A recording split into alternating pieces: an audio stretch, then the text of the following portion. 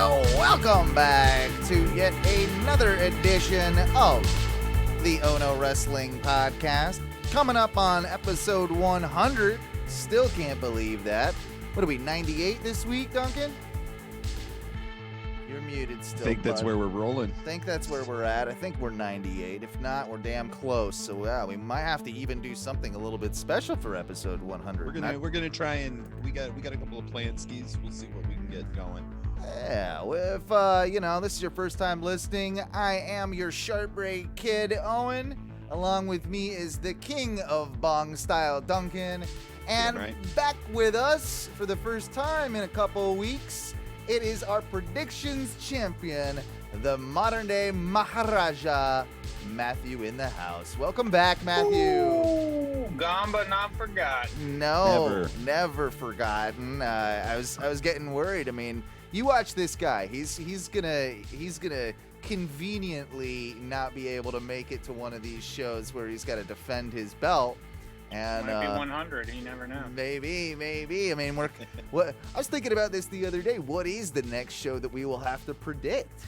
Rumble. Is it the Rumble or is it? Unless they're doing an NXT takeover, but I think it's Rumble. I think you might be right. I think it's either because AEW Revolution's after the Rumble. I don't know. I'd have to look it up if what date Revolution's on, but I feel like, as crazy as it sounds, it might be the Rumble, which, boy, is that just, man, our year's flown by in that regard. The fact that it just seems like yesterday, MVP had come back in the Rumble. We had the Edge return. We were seeing Brock Lesnar get Claymore kicked out of the ring by Drew McIntyre. And there were still crowds. Yeah. I mean, there were. Believe it or not, at the beginning of 2020, there were crowds. And things were actually looking all right. Like, it seemed like things were going, along the right trajectory, especially with, of course, having Drew take out Brock and all these little things. So, yeah. Evolution is February 27th, by the way. Okay, so that's definitely after the Rumble, right? Yeah. Like Rumble's end of January? Yes. Wow. I feel like there could possibly be. I could see them like shoehorning in an NXT takeover Rumble weekend, or maybe the weekend before or something like that. But I don't know. They might. I feel like they could, but I also feel like if they do that, I can't speak to whether or not, for off the top of my head right now, whether they've done it historically. But because they could have people entering the Rumble, as surprises, NXT people, even if it's not a call-up or something. I don't know if you'd want to have them on a show prior to that, and if not having them would give it away or cause more speculation. You could always have someone on the NXT show and then obviously show up at the Rumble, which would be great. But the hopes is that nothing happens in the match then on that NXT show, so you're taking that chance. Yeah, and they've done that in the past where they have had that happen, but I think they've just come out lucky, really at the end of the day. But who would be some of the surprises, because Rumble's famous for its surprises. What are you even looking at this year? Because it's such a strange year with it all. And I mean, it's not. It's 2021. Everything's back to normal. That's right. That's right. Duh. I mean, is it an Adam Cole situation? Is it could be. Okay, so looking at Wikipedia, there are no NXT takeover events announced until March 27th of 2021. So they might be dialing back those monthly takeovers like they have been, like spreading them out every couple months. Yeah. They've been kind of bi-monthly recently, I want to say, right? Like it's been like 2 months almost exactly, right? So like they did they had a big gap, so they did February. Actually, it kind of makes sense. So like they did February and then June and then August 22nd for 30, and then October 4th, then December 6th. So like 2 months, and then March 27th. So a little over 2 months. It or also a little like 3. yeah, 2 to 3 months in between NXT pay-per-views. And I think the way that they're doing that as well, which is kind of smart, is that they're doing more like specialized shows on regular NXT TV Yeah, in USA. on USA. So that kind of works out, in their favor. Like I mean, really I wish WWE would pare back some of their pay-per-views and maybe do an every other month. I feel like there are times where it's just like, really, we've got another one. But we've been Or- saying this for years. At least we're not where we were a few years back, where they were. Remember when they were It was doing like two every a other month? week. Yeah, two Yeah, a Every other month. week. Two a month. Yeah. There's one for each brand. Yeah. What I think they need to do is maybe tone down the pay-per-views and up the Legends night on Raw to like probably like 3 weeks out of every month. I think you're right. Like honestly, and I think it's gonna need to spill over onto SmackDown. So Yeah. they have Yeah. Legends Night on SmackDown as And well. probably main event. Yeah, and 205. Speaking of Legends Raw, I got a text. Legends Raw sounds like a bad porno. I just gotta say, It does. it's like Vivid Legends Raw. Ugh. I feel like I got a text from a buddy of mine who's like, yo, so it's like something like important going on in wrestling right now. This is a casual fan, tunes in every once in a while. And I'm just like, no, not really. But it must still have some allure to some people because they just wheel out the old racist bastards and they throw them on our TV screens. Well, like one specific old racist bastard, but yeah. sorry, Deuce. But like, yeah, it was just one of those things, man. It's just like, oh, okay, whatever. And then Flair is trying to flirt with Lacey Evans and pissing off his daughter, and it's just like, what is even happening right now? I feel Is it the Attitude Era? well. I feel like it was obviously just a ploy to get some ratings back up, to get some form of a boost that they haven't, had in quite a while because their ratings have been in such decline that I mean it reeked of desperation is what it reeked of. And the legends that we're calling legends now, like I respect Mickey James, but is she a legend? Maybe. GI Bro is a legend. Is Are we just gonna? Am I the only one that saw him in yeah. a music video this week? I have not seen this. I watched it on mute. I'm not gonna subject myself to whatever the fuck that happens to be. But it looks like all he's doing is Booker T and around. And then that's it. So I mean, yeah, I see Booker T all the time on WWE. How are you going to bring him out on Legends Night? that's what I'm saying. It doesn't Shane Helms work backstage again? Right. Yeah. These are people that are very underwhelming when we're talking about possible legends. And Flair's there all the time too. Mm-hmm. Yeah. So like, Big Show would be another one. Big Show's there all the time. Like he shows up every couple of months with a new turn of some description, and And then he tried to promote his not good TV show. Oh God, I tried to watch Well, that. Did you actually try? I tried. I made it through about maybe an episode. I don't even think I made it that far. It's just like I think I made it through a couple of clips, and I was like, yeah. You guys did better than me. I didn't make it through any of it. Well, I saw you're the the smarter trailer one out on of fucking Netflix and was like, yeah, that shit is not happening. No, I So mean, we get me knew out of that algorithm, someone. I knew it was going to be yeah, garbage. Exactly.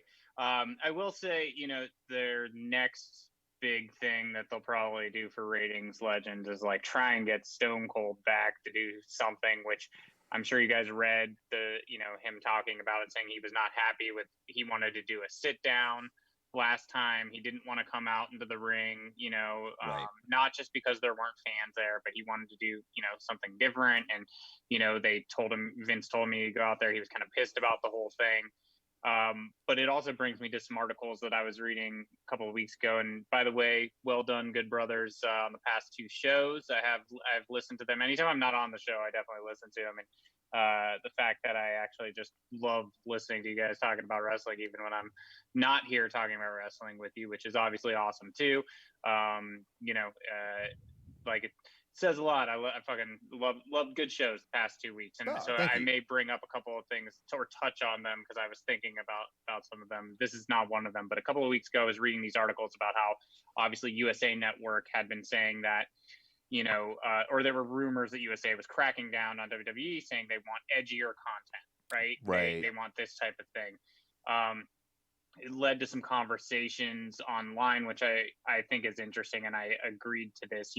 There was an article I read saying, the Attitude Era and that edgier thing that, and who knows whether that's what they were asking for or not, right? Was like Attitude Era, but like, the argument in this article was like, you couldn't really replicate that now. One, not in today's day and age, Sure. but two, like it wouldn't feel organic as it was when the Attitude Era originally emerged and came out, and like trying to replicate something like that is going to feel forced and almost like a parody in and of itself.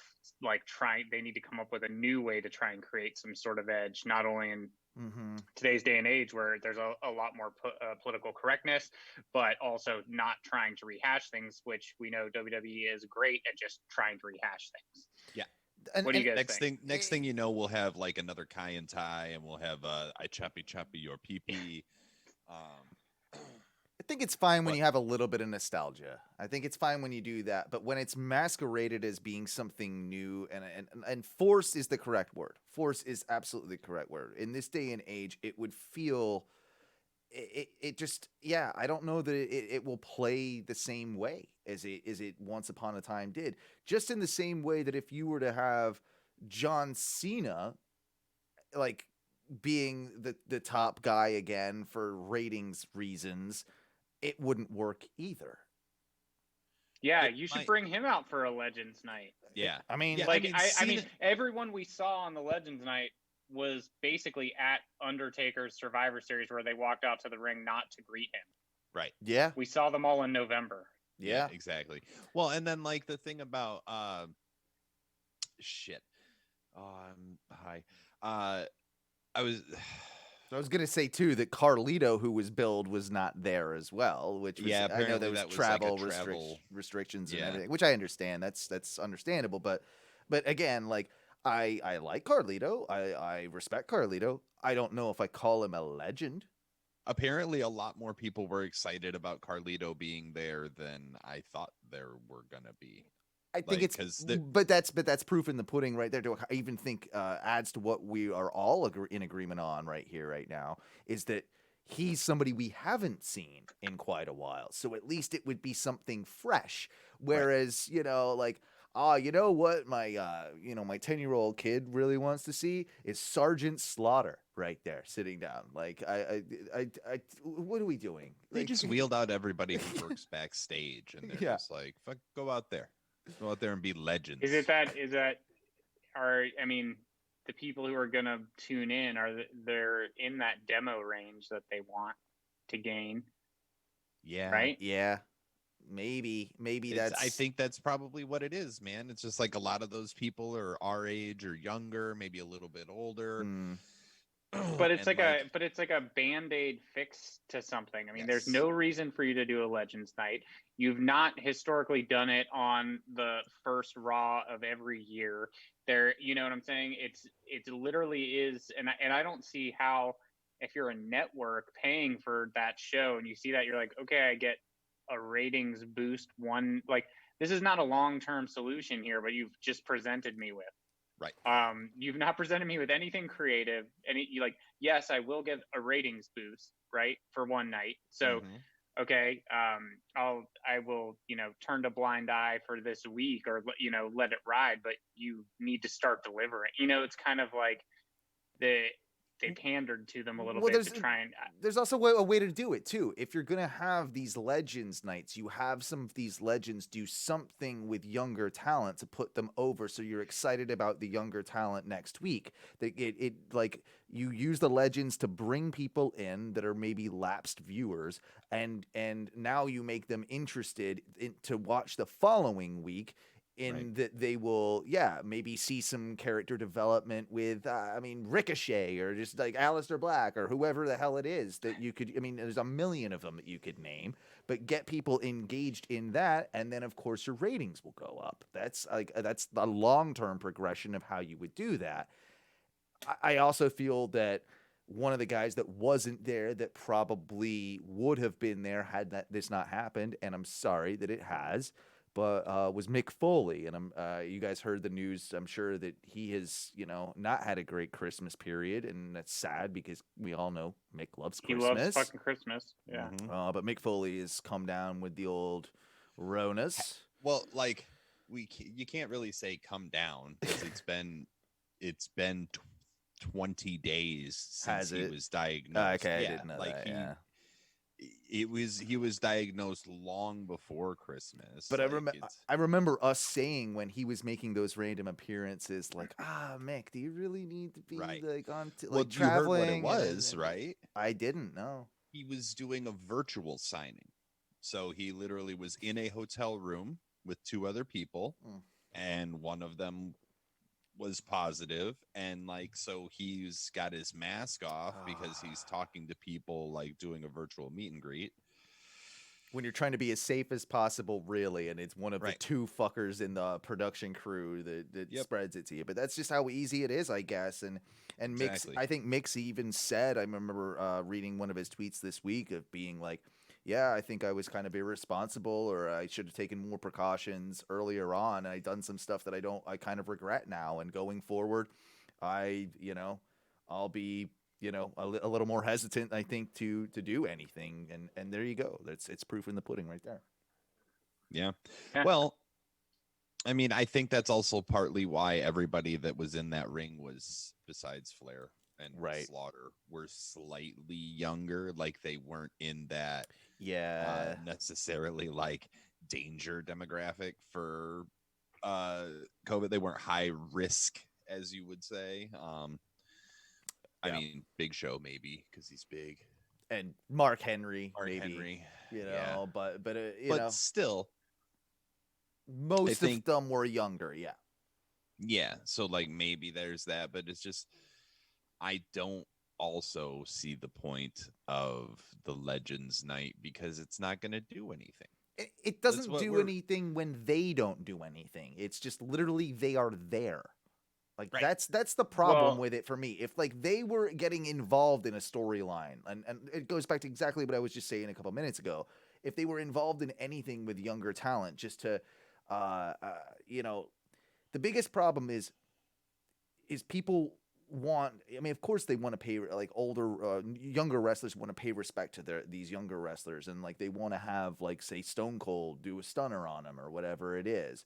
Okay, that's fine. But no, you should be wanting to do your finisher on that person, like on the legend. Like ultimately, that's what needs. At the end of the day, the legends take away from the actual talent that's on the roster now, which is what Mustafa Ali was saying on Raw Talk in that work shoot interview that he did, which was more or less all truth.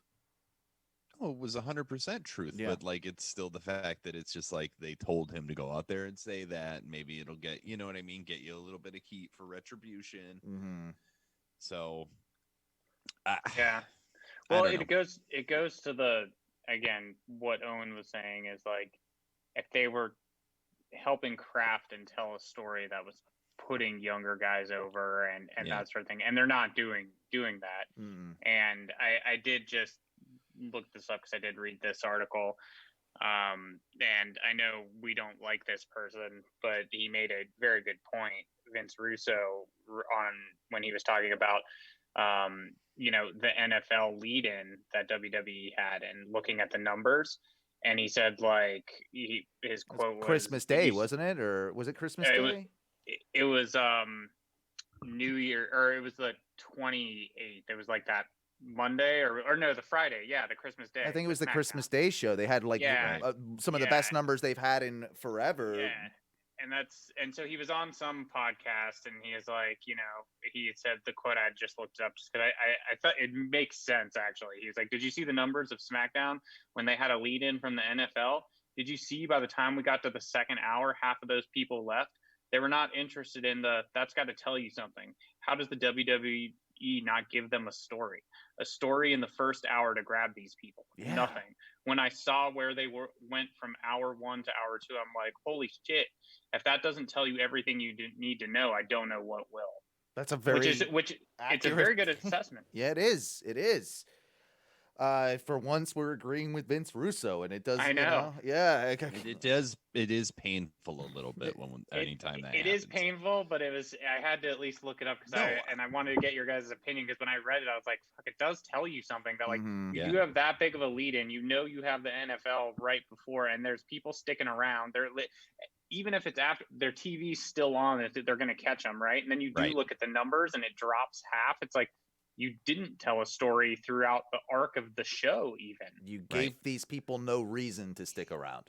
Exactly. Mm-hmm. It's not like it used to be on WCW when they would have the NBA, and then the NBA lead in, like during the playoffs, would just carry right into Nitro, and then you had the Thunder, cruiserweights opening or the show. Even if they didn't have that, they would hook you somehow. Mm-hmm. Right? Like they would come in hot off of a big game, and whatever happened would happen big, set something up for later in the show that would make you want to watch it. I think part of the problem too is that, and I will say that last night's Raw's main event was good. It was an exception to the general rule, but so many times we don't know what the main event of Raw is going to be before Raw airs. We tune in, we find out what the Raw main event is, and it's something we've seen 16 times, or it's something that just is generally uninteresting. If you're going to build a whole show around what this main event's going to be, you got to start making main events good again. You got to give people more time. You've got to have elements of surprise. Yeah. You've got to make it seem like anything can happen, and that is just not the case. You can see a main event in WWE from a mile away. They book it, and then they start the match at 10:45. So that they can get their nice little 12-minute, 13-minute package in, and it's over with a predictable ending. Anybody that has watched wrestling in the last 10 fucking years knows how this works. So it's unbelievable to me. They don't take more chances. Start things earlier, give people longer times, have more shit happen in the final hour of Raw so that we can come to expect the unexpected. That's one of the biggest issues, is bring back a good main event. I think that's a phenomenal point. Like, look at other types of, sports that do that. Boxing, you look at UFC, like they sell the card. Right. Yep. And granted, they're not every week, 52 weeks of the year. They're not doing that. So, right. You got to give some leeway here. But then you look at something like AEW, look at another promotion. You look at what they did with Winter's Coming. You look at what they've done with other things where they do release the card. Most weeks, what that main event's going to be. And it's exciting. They build the hype around it. And so to your point, Owen, 100%, I agree. Because guess what? I have no... other than being a wrestling fan and knowing that I'm going to watch Raw, and tune in and at least follow it or at least read about it the next day. But if I don't know what the main event is, why am I going to tune in right at the very beginning just to find out what that there's going to be this main event that I'm not already invested in, because I haven't heard about it until right now, and they just threw it together before the first commercial break. No incentive. Half the time they don't even do that. Half the time they don't even announce what the main event is going to be in the opening segment of Raw. No, it's usually hour 2. You usually find that out between hour 1 and hour 2. If you fucking even do it all, right? Let's be real. And then it's usually Rey Mysterio and Seth Rollins for the 16th time this year. I mean, Seth Rollins has been gone for a while, but I see your point. Mm-hmm. They did do it 17 times. Yeah. I mean, it's like, like when I was like New Day Street Profits. Yeah, it's gonna be great, but I mean, we've seen it how many times now? That's all Or they do. Like any is of go these back things. to Angel Garza and none of Andrade versus the Street Profit or whatever it is. Like, it's just a constant same old, like, why are we watching? It's like Groundhog Day. Like, 2020 was already Groundhog Day in general for all of us.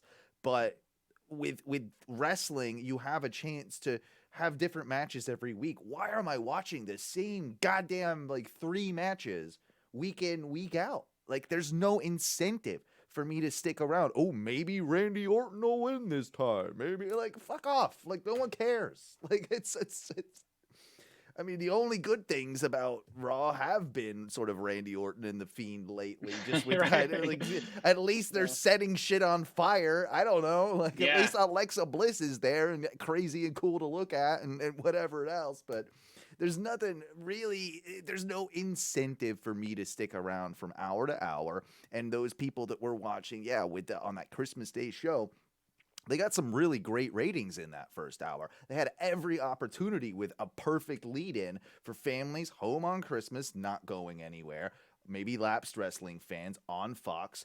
They had a perfect opportunity to do something great. Why was there not something just at the beginning of the show to draw you in, like a through line through the entire show? It's not even necessarily to a main event, but some sort of like thing that just brings you through. A Legends Night. Oh, that's right. Yeah. They missed it by a week. They missed the mark by a week, man.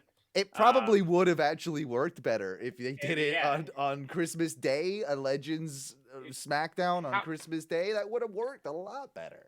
How much money do you think Vince McMahon has offered The Rock?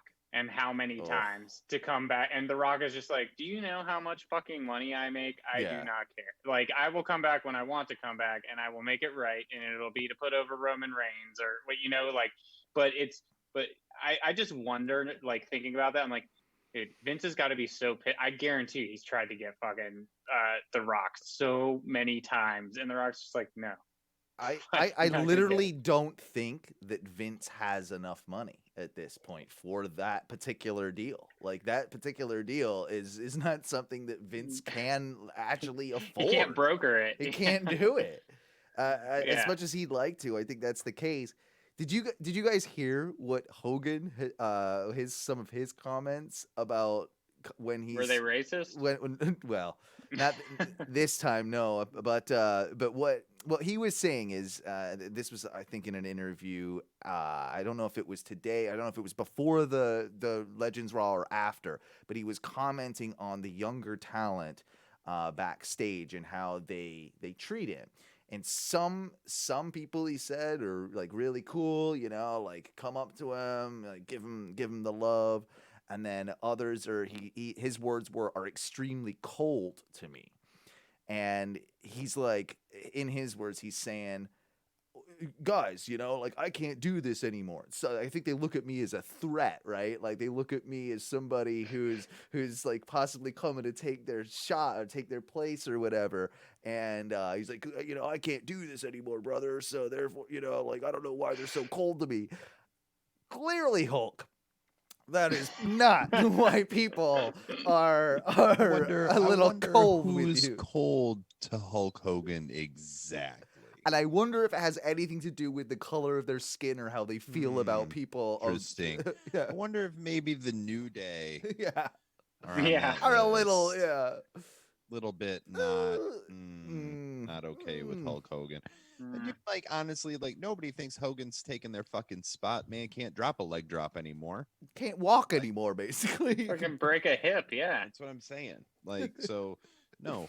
It's amazing to me, though, that in his own mind, that's what he thinks is going on. But that's the ego of that man. Yeah, the level of narcissism, like...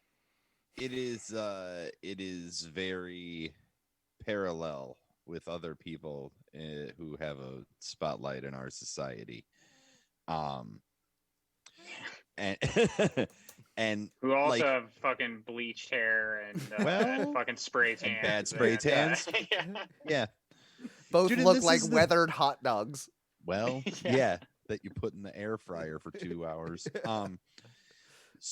Dude, and that's the thing is like, dude, nobody's been worried about Hogan, even when he got his second run in the early 2000s, like, and he was the undisputed champion or whatever. Like, why? It For wasn't. one, It wasn't gonna last though. You know, it wasn't no, sustainable. we knew it wasn't gonna last, but also like, especially now, nobody's worried about you No. taking their fucking spot. Like, come on, Hulk, you haven't drawn I'm worried. a dime. I wasn't here for 2 weeks. I thought Hogan was going to take my spot on the show.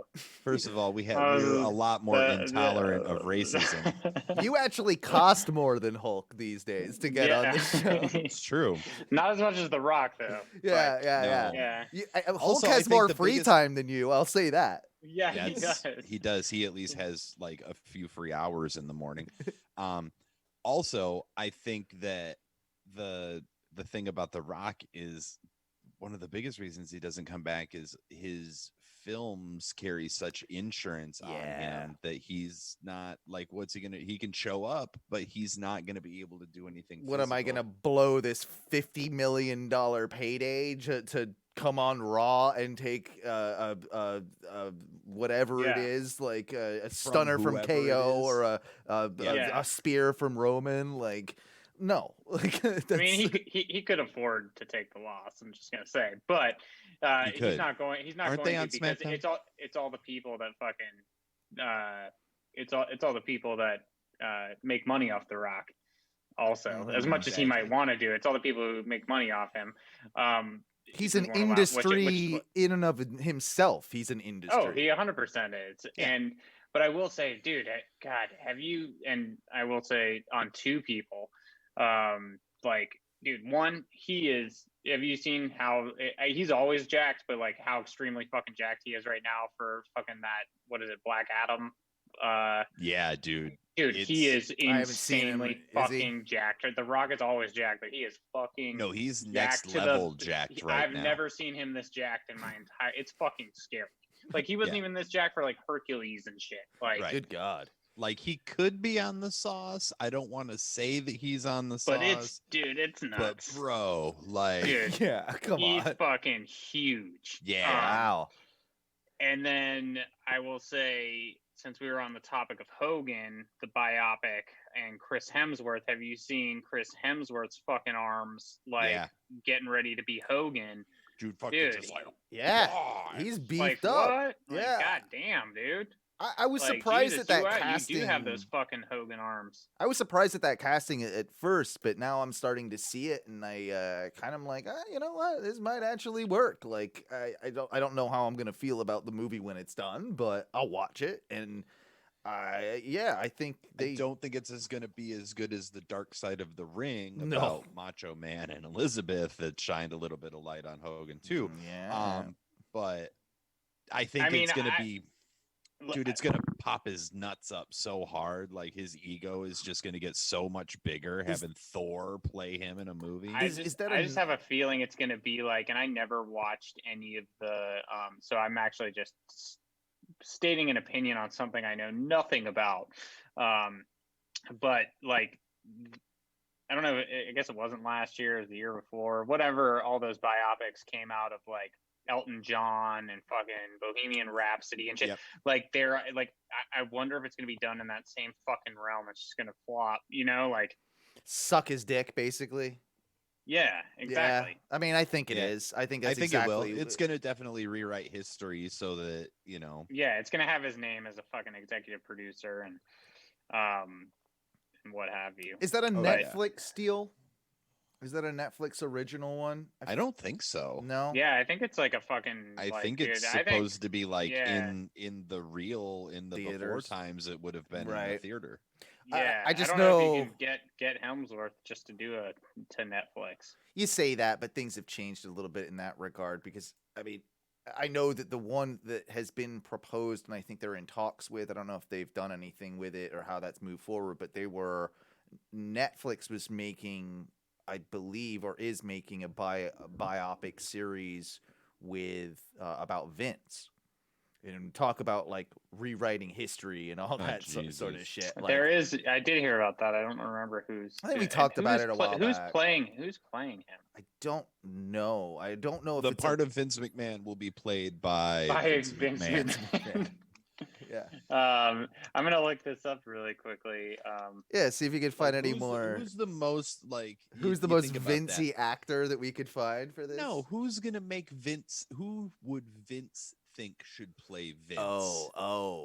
Brad Pitt, probably someone like maybe Probably, Yeah. like or George Clooney. yeah, got to be an A-level, good-looking guy. Yeah, Maybe in with- these days, who like can get ripped? yeah, he's like Zac Efron in his early days would be him, and There then it is. and There then it and is. then as he gets older, it becomes like different stages of different like lead actors. Eventually, you get up to like Clooney in his like elder years, but So they're saying that it's called Pandemonium. So I'd like it more if it was about pandas. Jack Black did that there's- movie. It's good. I know. So let's see. You're right, Netflix. There's no confirmed update on the release date of this new documentary or title for the venture, blah, blah. Let's see. While Chris Smith, who directed Netflix Firefest documentary, will serve as producer alongside WWE Studios. Prior to the Vince documentary, Simmons had been attached to the Andre the Giant documentary for HBO. It was noted how the deal is groundbreaking for WWE, as it is one of the highest budgeted documentaries in the history of Netflix, as per the statement of Khan. I'm assuming they're talking about Tony Khan. No, I think they're talking about Ricardo Montalban, and it's actually Khan. Yeah, Khan is. I must have skipped over that. I don't know where that is, but it's whoever they're referencing who's in here. But so here it is. We can expect the documentary is going to be an epic one where they could really dig down in the life of the WWE chairman. Meanwhile, this upcoming film has no connection with an earlier announced Vince McMahon biopic that was announced back in 2017. That project was listed to be a feature film and was reportedly canceled.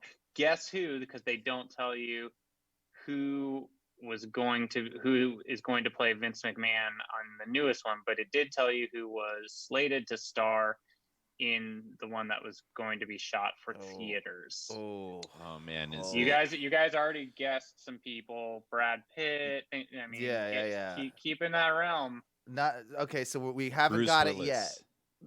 Nope. Damn it. I'll give you one. Okay, give me one more shot at this. Vince Vaughn. It actually would. I mean, Larry David. Yeah. Jerry Seinfeld. Danny DeVito. Yes. Perfect. Now, who do we got? Bradley Cooper. Okay. Yeah, I I could see it. Smart. Can definitely be able to play that sort of smarmy, good-looking businessman type. Yeah. All right. I don't know. Whatever. But I'd like to go back to something you were talking about kind of at the beginning, come full circle here, Owen, was we were talking about Rumble and what could, be some surprise elements. Sure.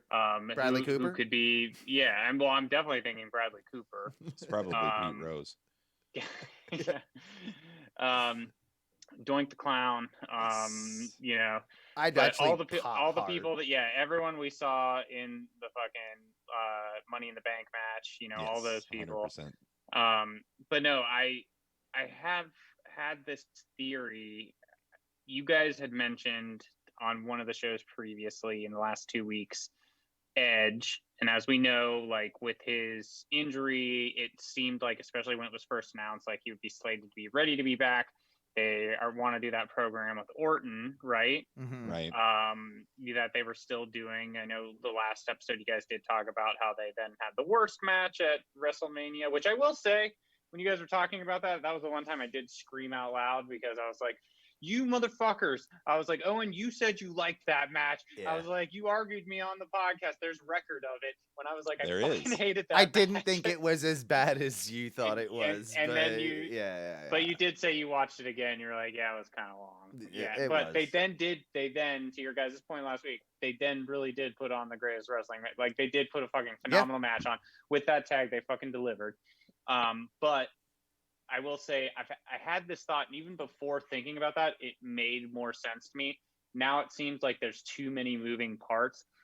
And so they've announced that they haven't formally announced, but the rumors on the dirt sheets are that there's going to be a Firefly Funhouse match, Yes. a cinematic match between Randy Orton and the Fiend and Bray Wyatt, And not just a cinematic match, but a weird cinematic match. They're talking about Exactly. that for the Rumble. Is that what we're saying? Yeah, Yeah. they're talking about that for Rumble, which, to your guys' point, I don't know if I need any more cinematic matches, and I don't know if they can, like, I think it has to be, if they're going to do that, it has to be such a deviation. Like, it can't be the same going into someone's history, and you know what I'm saying? It kind of has to be something a little different to fuck with their mind. It can't be the same kind of mind fuckery that the You Fiend and Bray bring Wyatt all the legends in that they just had, and it's a legend-killing Firefly Funhouse. All the legends beat up on Randy Orton that Randy Orton has taken out over time. Oh, I mean, right? Thanks. I hate it. Yeah. But I know, but how else do you do it? I don't. Not that. I don't care. Well, not that way. God damn it, please. And that's how they'll do it. I had forgotten about Edge coming in when I originally had this theory. But what if? And the theory was, and it doesn't really work right now, but I think it's just worth talking about. Is say I wasn't thinking Edge would come back during the Rumble, which I don't know. He did do it last year, so would you really try and do that same pop? I don't know that they will do Edge. I think they're going to wait for Edge to have crowds. I don't know that you waste another doing it back to back in the same way wouldn't make sense, especially like you could maybe do that with crowds, but I don't know that you can get away with that right now without one. And I think that with everything going on, what you're missing the point of is clearly we're obsessed with fire in the WWE right now. And if we're going to bring back Edge, we're going to clearly get a Brood reunion with with Gangrel and Christian coming up from the ramp and some Firefly Inferno bullshit. We get a Brood reunion, done deal. Yeah. Take them out. Now we've got. I'm not going to be even mad about that. Now we've got Bray Wyatt's Brood, and I'm in. Like Brood Wyatt. I'm in. What I was going to say is that I think it would be they could do, without even thinking about it, what if they did the Firefly Funhouse match, cinematic match, something happened, and it was like the Fiend, doing that, and then Bray Wyatt enters the Rumble as a surprise. Like a Three Faces of Foley type deal? Type of thing where he comes in and then is able to take a shot for the title. You know what I'm saying? Like a way to squash the Randy thing and then move have on. Him still be able to come out because it's cinematic. He hasn't obviously done anything that would hurt him in a previous actual match. True. On the card. And because we're thinking who would win the Rumble, and if you're having someone who is set on fire and you're going to eventually bring them out and rebirth them, that person then has to be ready to set a fucking blaze to everybody and go after everything. And the Fiend doesn't need a title, but right now, if you're going to bring him back after being burnt to fucking death, he needs to go after the fucking title. Yeah, I don't know what else you do with him. It's very. I mean, he can't just come back and be like, "Hey, I'm here." Hey, I'm back now. He literally has to come back with a vengeance. It's okay. It's okay though, guys. It's okay though, because on the Raw Legends night, we were reassured that everything's gonna be fine with the Royal Rumble because good old Undertaker's coming back. Because Goldberg has reappeared and he's definitely not going to bury someone again. Definitely not going to take the title from Drew. He doesn't have a God, if they history do of that. winning, does he? Oh, I don't think he does. Like, he's actually one of the most profound losers. Win and loss, I mean, wins and losses don't matter in WWE, but like, I think, I think he has a pretty bad win-loss record. And how can he be the superhero to the children if he Sorry, loses I fell a asleep. match? I'm sorry, I fell asleep. What are we talking about? Oh, you said gold. It's so funny too, because I remember weren't you at the show that Goldberg reappeared years ago? We both were. We were, and we popped super hard. You know why? Because it was nostalgia. It was those member berries, man. They were fondling our member berries. Member? Those member berries have been squashed by now, though, right? Yeah, they've been squashed because that was the first time for fucking ever, and now it happens twice a year. Well, and that's what it was. Like, he hadn't come back and taken any titles unnecessarily yet. He hadn't like buried the Fiend or buried KO. Or, you know what I mean? Like, so we were very excited about that. And I will say, like, it was a super hype moment, because it was like, what, 12 years or something since he had been there. Like, I wasn't even a huge Goldberg fan, but like, it was cool. That's a big deal. And now not so much. And now they have fucking destroyed that. Here's what, if you don't mind, I want to just diatribe a second on this one, because when I saw the interaction last night with Goldberg coming out for Drew, and here's what it did, and it actually made me a little bit happy. It made you horny? Well, because there were so many rumors surrounding Goldberg entering and winning the Rumble. Yeah. And this at least takes that out of the equation. There's no way that if he's having a main event with Drew that he will be in the Royal Rumble. I'll give you that. You're 100% right on that. I like that aspect of it. And I also think this is a way for them to right some wrongs. If Drew wins the match, this will actually right some of the correct some of the previous sins of this. I actually think that they're going to do that. I don't think they've invested so much in Drew to this point. They would have had it, like, they had their chance with Randy before, right? Like, and he got it back. Like, at this point, I don't think that, like, they are actually convinced that Drew is the right guy to hold that belt. They finally come around to, like, having the confidence in him.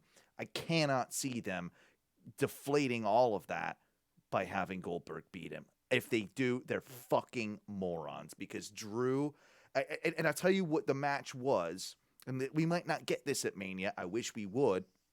But the thing that changed it all for, I think, the brass in the WWE was that match with Roman. That Drew Roman, what was it? Was it Clash of Champions match? What am I thinking of here? No, it was Survivor Series, I guess. Right? Yes, Survivor Series. Yeah. So that Survivor Series match, which was so good, that was the moment that I think a lot of people, like, even though Drew has been such a workhorse and has been doing such a great job, in my opinion, as being a champion for such a long time, this whole 2020 or that whole 2020, I think that was the moment it really shifted into, like, okay, they finally really believe in him. They sort of believed in him, but now they really believe in him. Having Goldberg take all of that away makes no sense, and I think that Goldberg is actually going to eat a loss to Drew. And if they do that, it sort of does right some of the wrongs. Not all of them, but some of them. Yeah, I mean, I'll write some of the commentary for the commentators right now. McIntyre's taking spears from Roman Reigns at Summer Series. He can take a spear from Goldberg. Look at him get back up like that. He's immune to this type of shit, you know? Mm-hmm. Something to that effect. I mean, that's just the first draft, but... Right. I mean, I think you're pretty close on that one. But by the way, Matthew, just real quick, I've lost it. Like, you're just ahead right now. You're yeah. If you could just tilt your laptop down, or you could sit where you were, just tilt your laptop down a little bit so I can see. There you go. Thank you. That's all. Yeah. What were you saying, Duncan? I was saying that I don't even remember. I think We were on that- Berg. We were on Berg, so something about that. No, probably. I think that honestly, like Goldberg only has 2 matches a fucking year anyway. Hmm. So I think that he can afford to burn one of them at the beginning of the year and then come back at the end of the year, and you know what I mean? Like, why does every time he come back? Why does it have to be for the championship? Why can't he have a few? Just have a few with Goldberg with someone else. I mean, why does what does he? Maybe do we have the Fiend do something with this? Like the Fiend gets to avenge like his like loss, like to Goldberg. Like you could have a Bray, like a Goldberg feud without the belt. You could. Yeah, you definitely could, but for some reason, dude. Okay, unless Goldberg is on a colossal winning streak, do you take him seriously? Unless he has a title. First of all, that's rhetorical because we don't take him seriously with the title right now anyway. But you know, do you see? I think the point is sort of that, like, Goldberg isn't a superhero without the title. Yeah. I mean, you make a point. I don't want to make that point. Like, let me be perfectly clear that I think it's stupid, but it's probably very Vince of how it's going to be. You could do it in a different way though too. You could also have like, who would you say, apart from Roman, apart from anybody with a belt right now, who would be your biggest heel in the company? Corbin? I mean, we all want to see Matthew's Goldberg reaction and Corbin. is 100% it. No. Matthew's reaction to Corbin being the top heel, that just little, like, that's exactly how I feel. There's not a chance that Corbin is the top heel. KO. He's not though. KO's a face. He's a face now. Doesn't matter right now. True. You can make it. He can do either. Yeah. Yeah. Like, I think that the problem is you only have one good heel in the company right now, because Miz ain't shit right now. No. No. They need, in order for him to become more of a, like, you got to get rid of John Morrison. Yeah. Like, that has to end. It has to be done because he needs to stand on his own, but he's going to have to build himself up to get there. Miz and needs to attack Morrison with the briefcase and like brutally separate himself from him. And then not do fucking stupid Miz TV shit for a long time. Correct. A long time. Unless he's going to do more promos like he was doing on Talking Smack back in the day, like when he invigorated himself. Exactly. He needs to do like that type of thing. It doesn't need to be like, and I guess I still have a sour taste in my mouth from like the holiday season when he did like the Christmas Miz, you know, like and that shit with McIntyre and the, you know, like I don't know. It just like I know he has that comedy and can do it well and has in the, but like Miz is just doing nothing for me now. It's just like kitschy bullshit. Yeah, I'm gonna be honest, it's kitschy bullshit, and it's not just because John, but it's like it's what he's been stuck with, and it fucking sucks for him because he could be, and they should push him to a top, but they need to let go of these. Like, that's the interesting thing. We've been talking about storylines and creative and stuff, but like the storylines they hold on to, like they don't create any new ones or anything, but the ones they hold on to for way too fucking long. They're seemingly the worst storylines. Like they abandoned some of the good ones, and then they hold on to some of the worst, which I've never really understood. Like you had Gold with some of the Aleister Black stuff. You had Gold with some of these other things, and you throw it all away. The only thing for Berg for me is like he's got to come back. He's got to absolutely. It's going to be a him versus all of Retribution. That's how you do that. He could end Retribution. Like now he looks like a superhero. One spear takes out all of Retribution. All of them, yeah. At the same time, they're all like lined up in a line, and he just spears them. Rope snaps. Even if they were all in different parts of the arena, you hit one of them with the spear, and they all feel it. Yeah. If you if you hurt Mustafa Ali, all of the rest of Retribution feels it. It's like a video game. It's a boss in a video game. Yeah, Yeah. 100%. It's So if either you destroy the boss, boom. the only other alternative is, of course, Brock Lesnar. That's not happening. I think we would have heard. I mean, Yeah. I guess, Yeah, but I think they're gonna save him for a crowd too. Yeah, you're probably right. I mean, I think they're he gonna also feed him he to also Roman. doesn't need the money. He doesn't make fucking Dwayne the Rock Johnson money, but he doesn't need the fucking money. Mm. I think that when Brock comes back, he's gonna fucking job to Roman. Ooh, I kind of hope I would be all right with that though. Like Yeah. that would be cool. Yeah, that would be cool. Yeah, especially at Because then that with the sort state is- of Roman now. Yeah. Like, yeah, that really is changing of the guard. Like the passing of the torch in a weird way. Yeah. Yeah. I mean, it's about all you can. And yeah, he's beaten Roman before, or he's beaten Roman's Brock beaten before. Brock. Yeah. But I think that it would carry a little bit more weight if heel Roman is taking on the beast. You know, not that I particularly want to see if Brock is invested in it, it'll be a decent match. It'll probably be a pretty good one. If he doesn't care, it will be the shits. Does Brock work face in that match, I guess? I think they sort of do.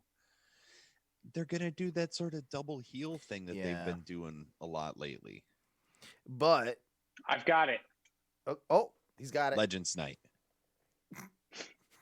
On top of that, always Legends Night. Name of the episode. Yeah, when they yeah. It's like I'm gonna open a fucking bar when COVID's open or over, and instead of having ladies night, I'm just gonna have Legends Night every night. But some reason Ric Flair is always there. yeah, exactly. And me, But, they call I'm a legend too, you know, at your yeah. bar, you know, just at your bar. Yeah. Yeah, a legend killer. Legend for the amount of Bud Heavies you can drink. Yeah. But they so you guys were talking about last week, Kenny, the rings, the theory, Thanos, Oh, yeah. right? The Thanos theory, right? Like the Yeah. WWE As the collector. needs ratings. Kenny enters in the Rumble, goes on to win both titles. Oh, he's collecting them now. Yeah, I mean he could. Yeah, He and could, yeah. WWE wants the ratings. And then Kenny goes down to NXT, takes the NXT Yeah. title. I tell you So- what, though, as ridiculous as what you're saying sounds, shit would get the ratings. It would actually It would get 100%. get the And ratings. everyone who has talked shit on like AEW and everything from WWE would be like, "Oh my fucking god, this is amazing!" And vice versa. Like Yeah. Exactly, everybody- and all like, that- I would- dude, and then So, like, dude, can that you we're talking. imagine- It's 2021. Can we just please let the universe implode? I mean- I mean, I think we are close enough to being on the edge of this black hole. Let's just get sucked the fuck in We're and let like time Please and let me space see bend. Finn Balor versus Kenny Omega. Yes. Ooh. We should switch gears though a little bit too because Should we? Because I Instead have of a boner. fantasy now. booking, yeah, we're now fantasy booking in a black hole. yeah. Yeah. Oh. And it's Fantasy legends. booking- And and it's it's Legends Night. night. Heard Big Show's gonna be there. Anyway, Can't wait. Big Show's are he's knocking at my door. He's mad Okay, he's that I right won't there. let him in because he wants to eat all my hair. Yeah, he's gonna enter with some fucking shitty cheesy line from a fucking sitcom. Yeah. Like Duncan Yeah. does look like he could be the son of Big Show somehow. I am the son of Big Show, and that motherfucker owes me $80,000 in back child support. boom. But we could settle out of court right now for $20. Me and Duncan, talking about switching gears. We have been very lucky in using some of our contacts to be able, hopefully tomorrow, once we have our COVID-19 negative results come back officially, which it seems like they've already pretty much said that we're negative, so I think we're good. Yeah. But we, I mean, that's what it's showing on your end. I will tell you that I know a group. They go by the name Retribution. Some of them may be hackers, they may not be. And I have them hacking the results. oh, all right. Well, as long as they hack it in our favor, I'm all right with it. No, they're hacking it. They're showing it on your end as a negative. They're pushing it positive. Gotcha. Yeah. Oh man. Well, thanks for giving us the I'll heads just hang up. out at Disney for a little longer. Yeah, I think you guys. Well, you want to really, just grab some Chinese or something, Duncan? Yeah, like, you should go grab some slapjacks or flapjacks. Yeah, in his honor. From Slap Nuts. But no, we were thankful enough. It sounds like, I mean, this whole thing's been an interesting process, is it not, Duncan? And we can give it has been very. It has been. I think we give people a kind of peek behind the scenes without giving away too much information. I mean, I've been to a lot of shows and I've gotten tickets to a lot of shows in my life, and this is definitely the weirdest process I've ever gone through to have to go and yes, to get. Whose dick did Owen have to suck? Well, we're not going to name him on air. I'll tell you after the show.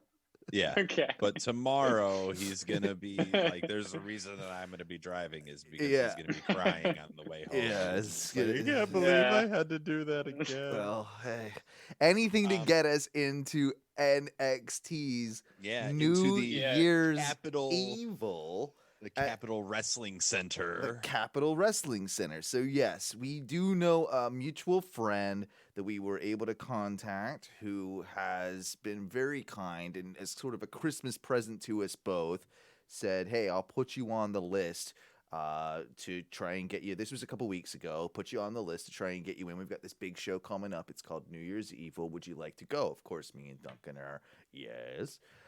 What's weird about this is he's like, one of the first things he's like, okay, yeah, I'll send me your emails and I'll send them off to Stephanie. And I went, yeah, and I'm like, huh? Wait, you mean like? I don't know if it's that Stephanie. No, he said he confirmed it. No, he confirmed it. He said, yeah, no, like it's Stephanie like Stephanie Lazzarelli in like Brunswick, New Jersey. Exactly. Like, some like she works in secondhand ticket Stanford. shop. Yeah. She works in Stanford. The McMahon has received our emails and then has processed that, and of course, with it's invite only, it's social distanced, it's masks on at all times, everything that you would expect from an event these days. Mm-hmm. But what, of course, they wanted us to do was go get a COVID test before we would be allowed entry, and it's been very professional. Every step of the way has been like, you would agree, right, Duncan? Like the directions have been pretty straightforward. Oh, dude, like, everything has been super easy. Like it could not be an easier process. And like they paid for our COVID test, which they don't. That's the cool thing. That's which they, huge thing. You know, that's a huge thing. Yeah. That they actually do that. They did the rapid one, you guys said. Yes. How far up your nose did they go? Wasn't too bad. Like I was expecting it to be far worse than it was. That's what I was saying. I remember I was saying the first time I went, I was just kept thinking about it. And it's like one of those things, you build it up in your head, and I've talked to people and they're like, oh, and then you like on the news, they're like, it goes 4 inches up your nose. And I'm like, no. How do I go 4 inches? And I'm like, wait, that's up here. I'm like, and I'm thinking about how they used to like remove the Egyptians used to remove brains through the fucking thing. And when I was a kid, I really had like nightmares about that.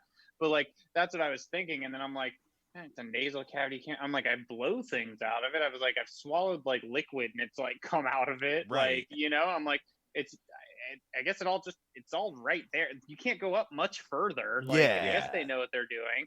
But it's like built up in my head. I remember that morning when I first went to go, I was like, all right, here we go. I guess this is it. This is happening. I had today, anxiety on my way, like the 10 or 15 minutes on the way, and I'm just like deep breaths and like trying to get myself smoking a little weed. I'm chain smoking. And then you get it, and like you're like, okay, this is uncomfortable. It's definitely uncomfortable. But you're like, it's not like, uncomfortable because it's painful, and it's No. not. It's just like things don't go up your nose that far normally, and it's Right. like even not Unless that it's a far. powder.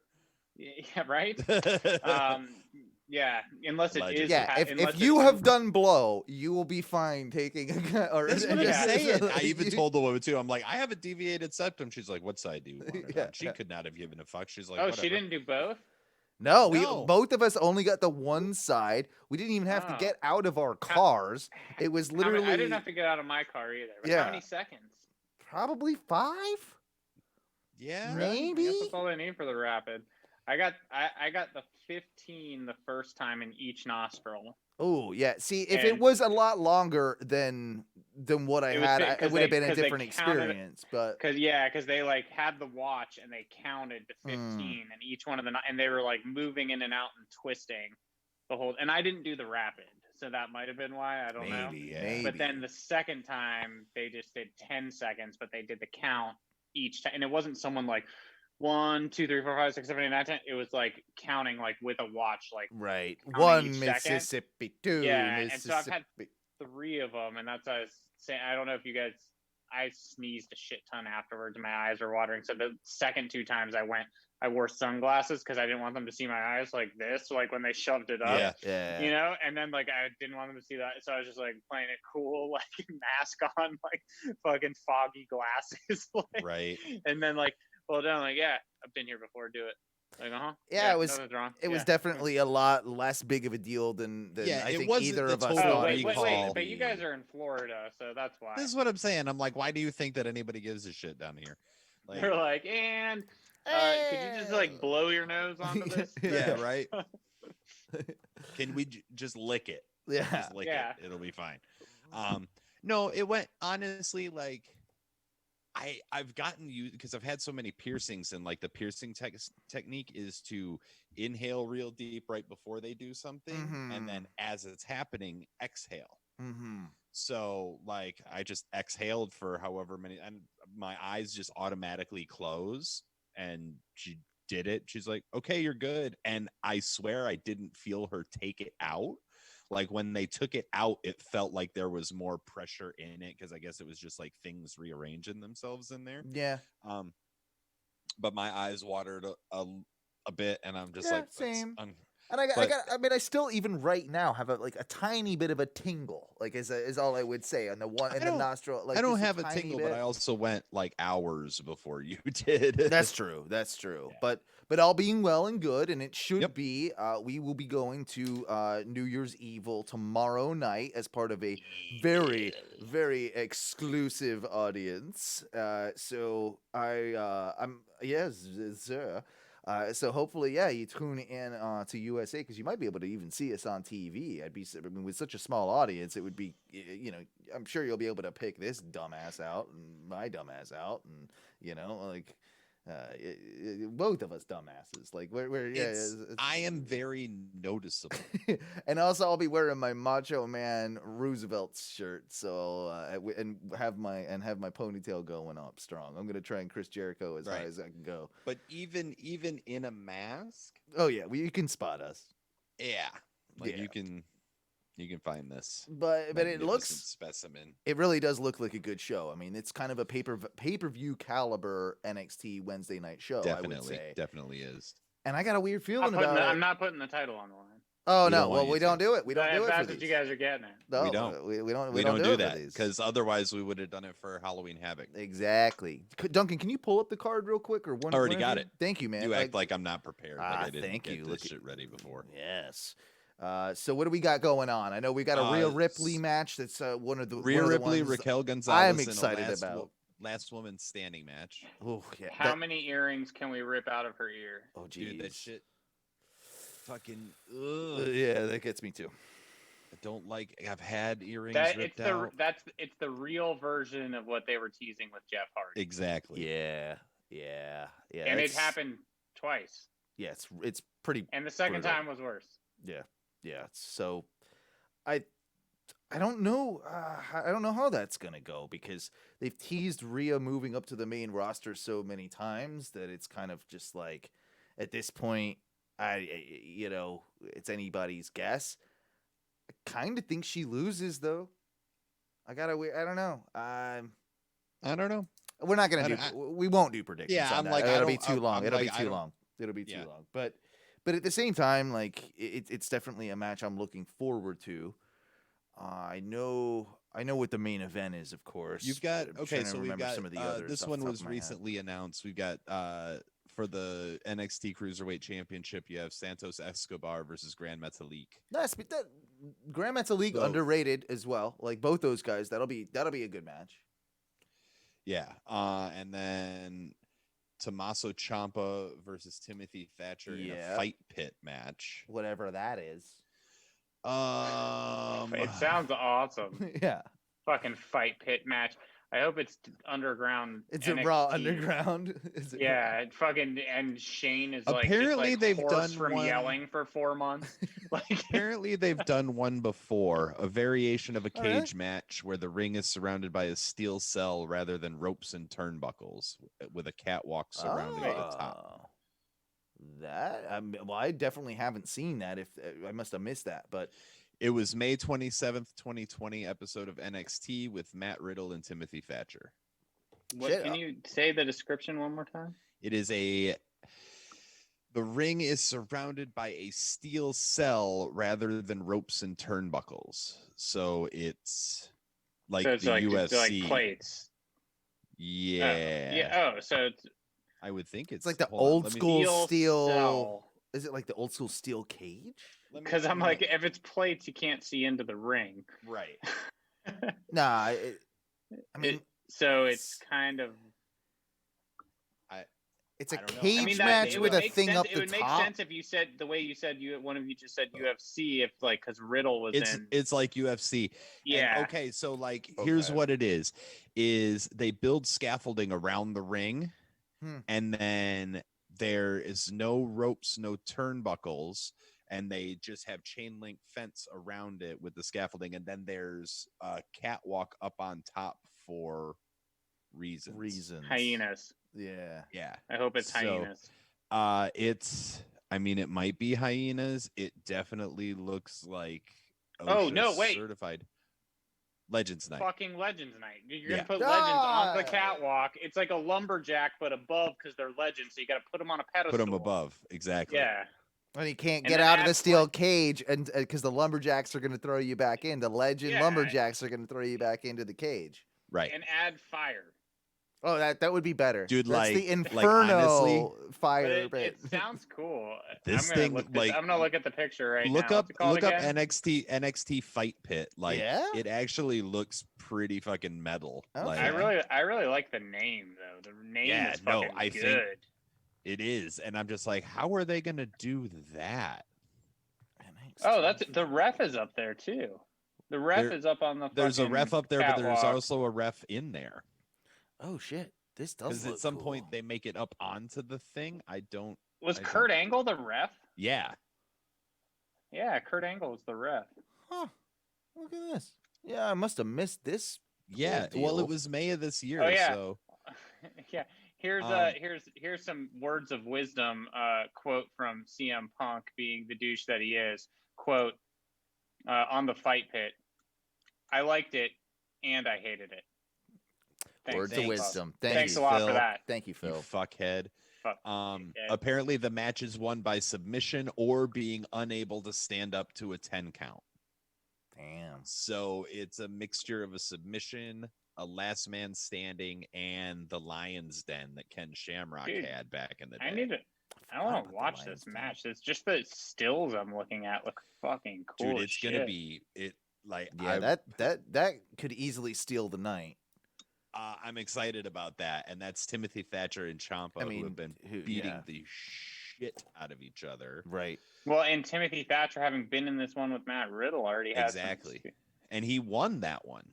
Ah. So, and then so Rhea Ripley, Raquel Gonzalez, last woman standing match, and then Damian Priest, Karrion Kross. Karrion Kross. I'm happy when they brought back Kross, they didn't instantly throw him back into the title picture. And I think that him and Damian Priest, they're going to bring out the best of each other. They're two Yeah. big guys, so I think that has more potential than it really seems like it does on paper. I think I'm not the biggest Priest fan. I haven't warmed up to him yet. I'm still going to give him a chance. Maybe when I see him live, I get a little bit more out of it.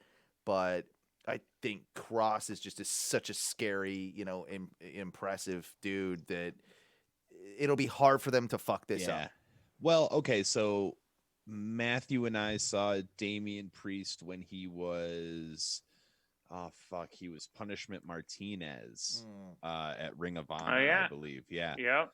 So we've seen him, and then I saw Karrion Kross when he was Killer Kross against Willie Mack, which happy birthday, Willie Mack. Yeah, dude, that match was, and apparently those two super good friends. Huh. Like, yeah. So that match is going to be a hoss fight. Oh, absolutely. And no step on this, just straightforward singles match. Yeah. I would love to see. I doubt it'll happen, but I would love to see Marty get involved. Oh, we'll get to that in just a second. Just calm it down there. No, don't tell me how to live my life, because it's better that than the main event, I think. Yeah. But the main event for the NXT Championship is a rematch between Finn Balor and Kyle O'Reilly, and that's going to be a fucking banger too. I mean, Kyle O'Reilly is one of the unsung heroes of NXT this past year. So I think he's finally shown what he can be, how good he is. The two of them have put on some clinics. The first one was great. I actually think we might see a title change. I actually think that Kyle O'Reilly might pick it up tomorrow night. We might. We definitely might. I really think that there's a high possibility of that. And going back to what you were just saying is, of course, we've just heard the news from Marty Scurll and Ring of Honor that they have mutually parted ways. Now, a parting of the ways. Everybody's instant speculation is, of course, Marty's, had some, who knows how serious, some of these companies are taking the allegations. We'll leave that alone, but let's just say for right now, I think everybody jumps to, well, of course, Marty Scurll's going to go to AEW because of the Elite, right? And their previous history and whatnot. But I know that you, Duncan, have seen him hanging out on Instagram, allegedly with some NXT or WWE superstars. Yep. And with the name of the pay-per-view as well, how perfect would it be for the villain, Marty Scurll, to debut at New Year's Evil as a surprise? I see that more than I see the Rumble. I do too. I think he's a much better fit in NXT period than he would be on the main roster. He's not a big guy. No. And the main roster doesn't allow for good characters to do their work. Not anymore, really. Anymore. Yeah. You can't have subtle characters and good gimmicks like the villain, right? So on the main roster, I just don't think it works. I do think it would work great on it's almost NXT. Tailor-made for NXT. I mean, it would work at AEW. It would work at AEW just fine. I'm just saying it would work in NXT. It might even work better in NXT somehow. I don't know. I have a weird thing about it. With the current state of AEW and their stars and what they have, they almost yes, it would be a great addition, but I almost don't think they need him right now in AEW. I don't know that he would have a place in AEW. He might get lost a little bit in the shuffle unless he comes in as the the leader of the Dark Order or something like that. Which I don't think you can do. No, not now. Early. No, I don't think you can either. So I don't know if that has any play in anything, but it's highly speculative, and it's just a random theory. No. Of We're ours. Complete journalists. Everything we say, you can take to the fucking bank. Go to Snopes.com. Yeah. Yeah, you will not see any Is pants Marty on Scurll going to NXT? I'm sure Snopes definitely has an article about fire. that. Yeah, ONW confirmed, bitch. Yeah. But it would be cool. I mean, even if they did one of those things where because NXT used to do this all the time, where they have like the new up and coming guy sitting in the crowd and they do the shot, and then they did it with like EC3 and like people like that, where they did it with Riddle. And they did it with and They could do it. They just put Marty in the pod with us. yeah. I mean, We're just like, we're boys. Like I've had a picture with him. Duncan knows him better than me. He's got him tickets to shows and shit. So yeah, hey, no, it's like cool. yeah, like he's boys with us. So I mean, yeah, it's really because Matthew asked him about Winston. That's it. yeah. Yeah, I did. So And he was doing good. Winston was Yeah. doing Winston's good. doing good. Yeah. actually, that picture that I saw of him with several WWE superstars was from New Year's Eve, and he had Winston, like he was holding Winston. I'm just like, I'm glad to see that Winston goes to the Nice. party with him because that's where he belongs. Absolutely. Moving on though, too. I mean, we've got to just talk, somewhat briefly about the Brodie Lee tribute show from last week. I'm not gonna. Like, this is the wrong terminology. I'm not over the content of it, but I think it's time to let it rest now, right? Like, so I didn't want to talk a ton about it tonight because we talked about about it last week, and I felt the need to just kind of like, talk about some other stuff, but also still bring it up because it is being. I mean, and I would probably agree with this. It is being widely regarded as probably the best tribute to a wrestler on a wrestling show that's ever been done, or damn fucking close. Yeah. I mean, very damn close. I mean, I'm sure you guys saw Eddie Kingston's speech. Backstage. Everybody backstage. I mean, for those of you who didn't, I have just at least the transcript of it pulled up here. I had it ready to go. Yeah, and I think this speaks to what you're trying to say, Owen. Based on, everybody having talked about it, seen it, very emotional. You guys touched on it last week, even before it happened. But I think he at least said it, when he was talking backstage to everybody, and everyone, you can check it out on Being the Elite or just YouTube. Just, people have cut it up so you can just check out what he said. But he's talking to everybody backstage at AEW, and he says, "We did that tonight. We made that man," points to the heavens, "proud. So this doesn't end tonight. This does not end tonight. As long as this company's around, as long as I'm around, and all the rest of you will be here, we're going to do that every time. We're going to make him proud. We're going to make proud everyone we've ever fucking lost, because that's our art. That's what we do. Don't forget tonight. Use this. Take this energy. Yeah, it's negative now, but make it positive. And tell everyone you love them. Don't be like our fathers. Took my old man 55 fucking years to say he loves me. I love each and every one of you. You understand that? Because you put your bodies on the line. I love you all. Stay. Be with each other." God damn it, Brodie. Got me talking to everybody. Laughs. "But listen, we're going to get past this together. We're going to be stronger than anything. Tonight showed it, how strong we are. We fought through the tears. We fought through everything. We put on probably the best tribute show I've ever seen in my life. And we're going to carry it. And we're going to carry it. Let's carry it. Let's do it." And that's, I mean, it was the perfect guy to do that, to have that back. I guess it shows too, like how respected Kingston is and like the sort of guy he is backstage. But he was the perfect guy to deliver that. And the point he makes in there too, that I've heard a lot of people talking about, that just does receive a lot of respect. Like everybody, of course, has been talking about the Brodie Jr. Stuff, and how he's got a contract, and how he's basically the TNT champion for life, and everything that they've done for the family, and all of that, of course, is wonderful. But MJF had some things to say to that kid on Twitter. Yeah, as MJF does. But what is amazing about it all is that they were able to put on a tribute show that really honored his legacy, his family, and everything going on with it, but also put on a fantastic wrestling show at the same time. Yeah. Like there was not a single point in that night that it was just a series of promos. Like they had some great matches on it. Now they were matches that we would usually never see, and oh, who cares, right? Like, I think it gave a showcase to a couple of people that don't usually get a showcase, especially like 10 and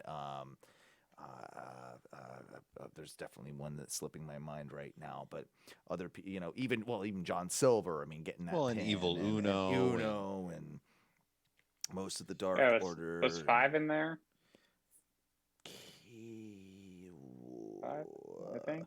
5 was definitely on the show the week before. I can't remember if he was on this particular show, but well, I think you're absolutely right about like everything.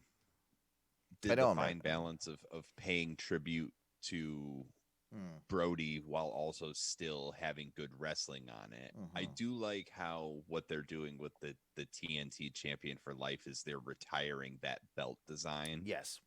Like the TNT championship will still exist, but it will be a new design for Darby when it comes back. Like, yeah. So I'm like, I like that. That's good. I like that. Do we drop the red? Do we drop the red strap? Well, I mean, please. Yeah. Because I've seen mock-ups of it with just a black strap, and it looks fine. Like it looks pretty handsome. I think they're gonna redesign it totally, though. It wouldn't surprise me, and it wouldn't surprise me with those guys if they even throw. They went white. Oh, yeah, they could do that, and they could even throw some little bit of love, like a nod to John in there as well. Like that would not surprise me. Overall though, like I'm sure you guys were, bawling your eyes out just like I was. I mean, like from the 10 bell salute at the beginning, like I noticed too that when I watched it live, there was a lot of clips of Miro on the stage pouring his eyes out. He was bawling. And when I watched it back on YouTube a day later or whatever it was that all cut? That was cut. So I wonder if maybe that was a thing that Miro asked, like, hey, maybe take that out or something like that. So I don't want to be on TV crying like a bitch. Yeah, I mean, maybe it was just a personal thing. Right? Nothing wrong with it, but I can also see why, like, hey, that kind of like detrimental to my character or whatever it might be. Like maybe he just doesn't want that there. I found that interesting, but it was when, man, it was when, for me, when Colt Cabana came out to the ring for that first match, and you can just tell, and he's holding it back so hard, and you can tell he's been crying backstage. He's crying to the ring almost. He's trying to hold it together as much as possible. That was the moment that I like really got me. Everything about it though, class fucking act on AEW's part. And I think you said it when we talked earlier, Duncan, that this sets a precedent, and a great precedent for, unfortunately, what will have to come in AEW's future is more people lost, and just because of the nature of time and the way life works, and the wrestling business. But it set such a great precedence as to how they handle this and moving forward. And also what feels like so much more of a family than WWE has sometimes backstage. Like it depends, man. Like sometimes WWE feels very cohesive, and sometimes it feels very forced. This didn't feel forced. Nothing about the whole show. Nothing about the whole show felt forced, and that's, I don't know.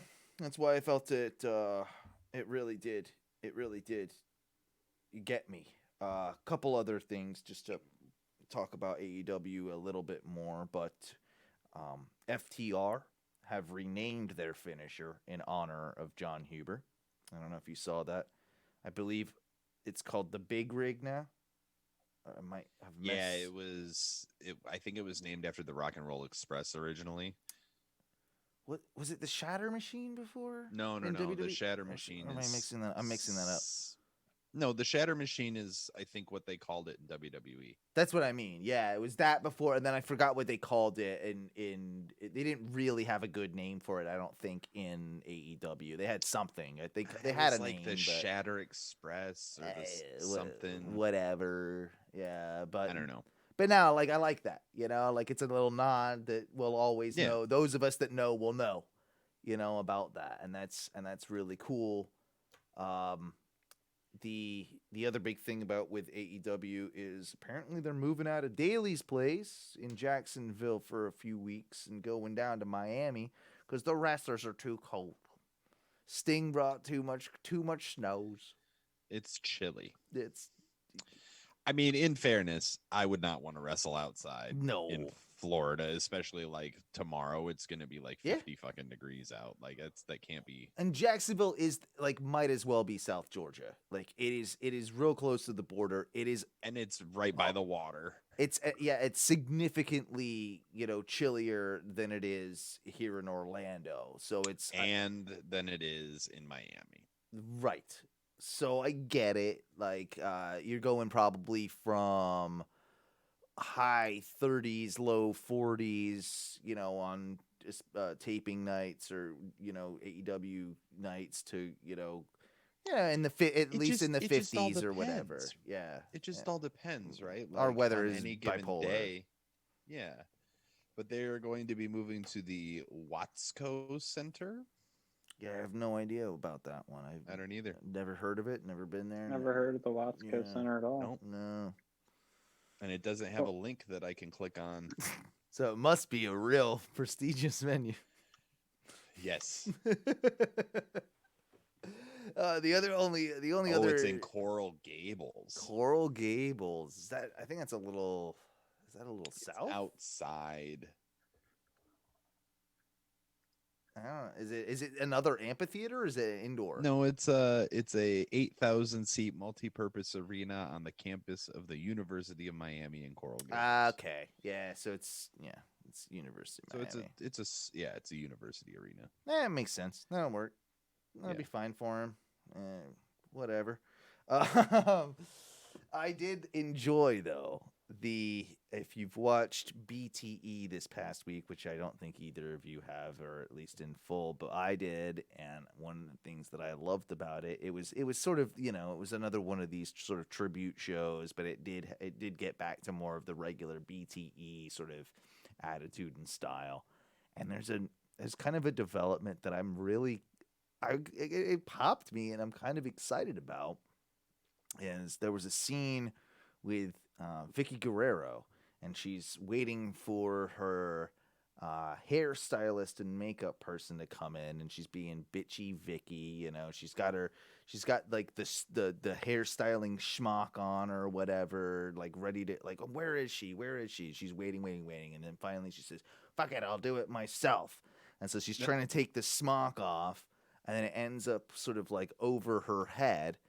Oh, and I forget who pops their head in and says something. It might have been Griff Garrison or one of these guys that pops their head in, like, "Hey, I'm ready for makeup" or whatever, and runs into Vicki Guerrero trying to pull this like thing off of her head, and it looks like she's a Catholic nun. And he says, "Oh, I'm sorry, sister. I'll leave you alone," because he thinks it's a Catholic nun. Well, then Vicki Guerrero is like, "Wait a minute. I have a great idea." Goes to Nyla Jax. I said Nyla Jax. Jesus Christ. Nyla Rose. Wow. My bad. Wow. My bad, Nyla Rose. I'm sorry. You're actually prettier. And can wrestle. Yeah, and can wrestle. You're winning on all fucking accounts. And have become a pretty good promo over the last year. So, no, the next shot of them after Vicki and Nyla have a conversation about it, like, "Ooh, what if we did this as a new gimmick?" Now they are dressed. Vicki is full nun outfit. Nyla is dressed like her gear is all like Catholic, like crosses and Oh my God. everything around it. And I sort of love it just because of the fuck you with being a trans person, with everything with the Catholic Church. I think it's a really cool way that I love it. they can develop the character. And I think it's one of those things that hasn't been taught. Like I haven't seen a single person even mention it since BTE. So I wanted to bring it up here and like get your guys' That's thoughts. funny. Yeah, I think it's hilarious. Yeah. I'm in too. Speaking of looking like other people, Owen, when was the last time you drank out of a plastic straw? plastic straw. It's been a while, bud. Do you like sea turtles? I do like sea turtles. Are you trying to save the earth? Because you fucking look like Daniel Bryan with your beard there, bud. Oh yeah, man. Yeah. Getting it in there. Look like Daniel Bryan trying to sneak into fucking like metal bar with a black jacket. Well, it's okay. I'm not quite Daniel Bryan yet because I got some checkers waiting for me for when the show's done. So like that's yeah. I do like he's I wish I traveled moving anywhere in. there was a Checkers and I could get those fries. Oh, those fries. Is there a Rallies and Checkers? Same thing. Goddamn Roy Rogers, whatever the Really? fuck that is. I mean, Yeah. Dude, I'm in Scranton. Come on. Roy Rogers is tolerable. Yeah, but Probably not in Scranton though.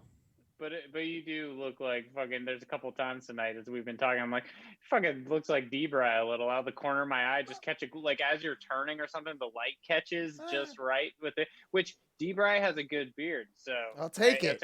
That's a compliment. Yeah, I'll take it. It's the first time I've really committed to the beard in my life, and it's it's. That's about the longest I ever, maybe a little longer, is the longest I ever got mine. It was only once that I fully committed, but. The wife likes it. The wife likes it. I've been using some beard oils. I've been trying to like tame it down. I would grow mine back out to like more of the bigger status if I didn't have to wear a mask all the time. Yeah. I have noticed that has been a little more problematic, like with the mask situation. Also, you don't wear glasses. Yeah. Glasses, mask, beard. It's a fucking terrible trifecta. That's true. We got a couple of comments, of course, from our good friend Deuce of Happy Hour with Johnny and Deuce. Check out that podcast if you're so inclined. But I asked on our Facebook, of course, as I do every week, what should we talk about? He said, do you think Marty Scurll is going to AEW? Kind of already covered that. We could. I kind of hope not. Could. I would pop if he does. Like, I'm not going to be against it. I'd pop if he shows up anywhere, but I think you guys made the argument. It's a better argument. He goes to NXT. It fits better. I don't know if that's actually happening either, but in my opinion, the villain gimmick and stuff will fit better there long term. He's also Orlando. He's also Orlando based too. Like he's been here, and I know he lives here, so I think that could influence his decision.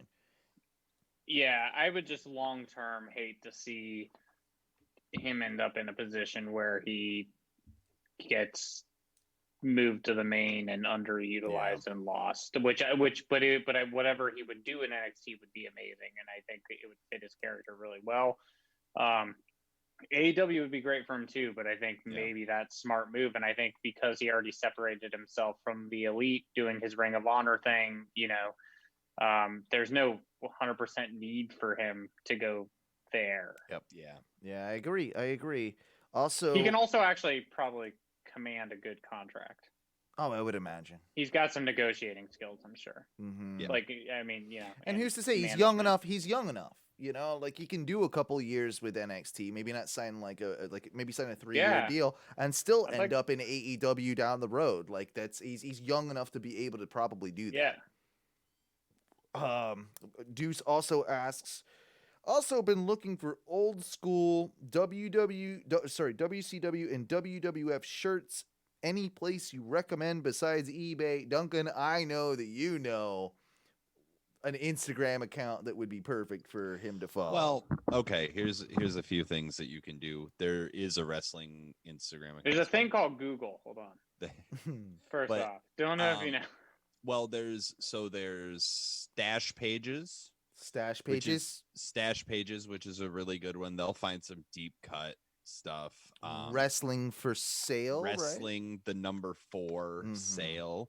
They have a whole network now that's sort of like a Craigslist almost for people buying and selling wrestling stuff. I So, would look like, there if I was you, Deuce. yeah, Like if that's what you're really looking for. That's a good shout. That's a definite good shout. Also, there's a couple of apps that you can use. There's Mercari, which is a decent app. You can pretty much find anything, or Depop, which is a good one for like finding pop culture clothes and stuff. So there's also, in the Google. vein of me being a dick about Google, there's also this really cool one, which is shop.wwe.com. Pro wrestling tees. Yeah, tonight 50% off all titles and buy 3 get 1 free on t-shirts. First of all, it is Just never put in the 50% code, off on titles. ONW21. Yeah, ONW21, 500% off titles. He also says, and you'll feel feel like a bit of a dick after saying that. No, you won't. But he also says, also congrats on the road to 100 episodes. Keep up the amazing work, and congrats on the way to the big milestone. So thank you, Thanks, Deuce. Thanks, you. Deuce. I We was appreciate being it. facetious. He knows that we're all dickheads. He's been on yeah, the show. he gets it. He gets It's all it. in good fun. Do you guys have? But seriously, Google. peepshop.wwe.com. That shit's legit. It's legit. Especially that Undertaker Snoop Dogg collab, son. Damn, son. You guys want to play a quick game of Hall of Fame? Yeah, let's Hall of Fame it on the Hall way of out. Fame it up. The Hall of Fame game on the way out. It's the first time that you've ever got to play this, right, Matthew? No, I got to play it once. Did you get to play it once? I can't remember. Yeah. All right, so it was like the first time you brought it up about doing it, I think. I think it was the who should nominate. Oh, yeah. Or who should who induct. should not. And now this Yeah. is Owen picks a random year. yes, pick a year, and then I'll tell you, who the person was, and you have to guess, who inducted the person. So I'll say a name. And just to make, we can it's up to you. This is not for points. It's not for anything, but we can do it as we could do it like as a buzz in, like you say your name. Let's do that. Like I'll read the thing. I'll read the person's name. Why don't we just each guess? Because I doubt that we're going to get them. That's fair too. We can do that as well. That's fair as well. We can each guess, and then you can give us the... and then you give us the answer. All right, hang on. Let me get. All right. You were trying to make it way too complicated. I always do. Who inducted Captain Lou Albano? A one-time WWF United States Tag Team Champion. As a manager, he led 13 different tag teams to a record 17 tag team titles and 4 singles wrestlers to various championships. His association with Cyndi Lauper was pivotal in turning professional wrestling into a mainstream phenomenon. Oh, you were just reading who Captain Lou was. I thought you were reading the person. No, that was just Captain Lou. That was Captain Lou. Matthew, go ahead. I'll let you take it since it's your first time on this format. Cyndi Lauper. That was Good guess. My guess. Good too. guess. Wendy Richter. No idea who this person is. I'm gonna be honest with you. Is it Leilani Kai? Joe Franklin. Okay, Oh, cool. Joe. Yeah. Yeah, of course. I call him Joe Frank, but I mean, Yeah. Jay Franks. Jay Franks, Jay Frizzles. Okay. Jimmy... What did he do? Who is that guy? I don't know. I'd have to look it up. That's not the kind of research that you did. It's not. No, it's not how this works. We don't care about that. Matthew will look it up. Yeah. Matthew, Joe Franklin. Yeah, look up some Joe Franklin. See how Joe Franklin wrestling. On it. I have a feeling that there's plenty of other Joe Franklins that aren't going to necessarily show up, or that will show up rather. I'll pull up the thing here too, just to see. Here you go. I'm not. Oh no, we're all doing it. Yeah. No, I'm not. You all can. I'm not. All right. Baron Mikhail Siquina. I don't know. If you can't pronounce it, That's it. Baron Mikhail Siquina. no, He's no, an no. old- You mean it's- Baron Corbin? It's an old school wrestler. One-time WWF Tag Team Champion. One-time WWF United States Tag Team Champion. Again, this is a wrestler I've never heard of. It was before my time. Who would you guess if you're just throwing it out there, boys? Bobo Brazil. Good guess. He's a go-to now for you, isn't Yeah, he? yeah. Cyndi He's gonna Lauper. be my Bobby Bonilla. It was Gorilla Monsoon. Gorilla Ah. Monsoon. G-dubs. All right, though, this one you might have stand a chance on. Jimmy Superfly Snuka. Roddy Piper. A one-time NWA United States Heavyweight Champion, two-time NWA World Tag Team Champion, two-time ECW Heavyweight Champion. I forgot about that ECW time for Jimmy Superfly Snuka. Well, I mean, and let's also not forget that he's the undisputed girlfriend murderer. Yeah, it's not listed in the official bio there. Oh, really? Interesting. Huh. Strange. Who do you got?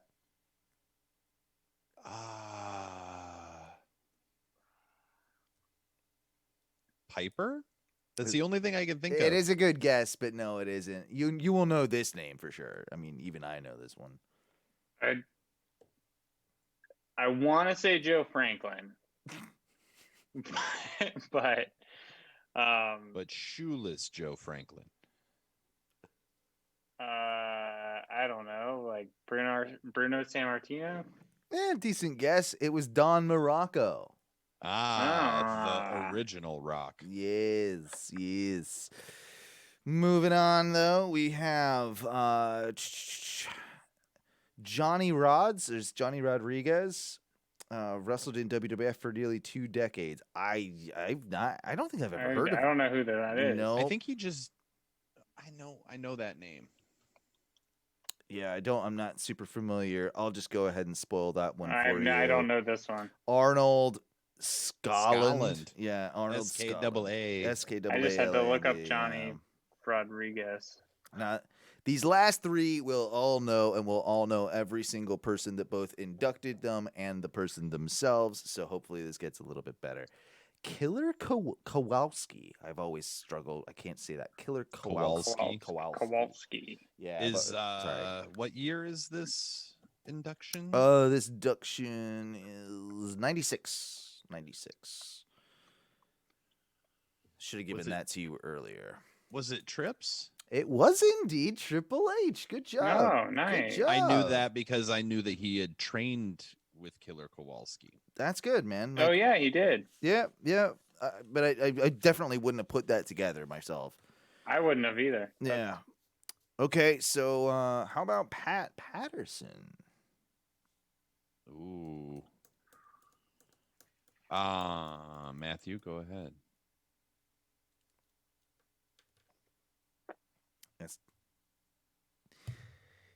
It makes sense when you hear about it.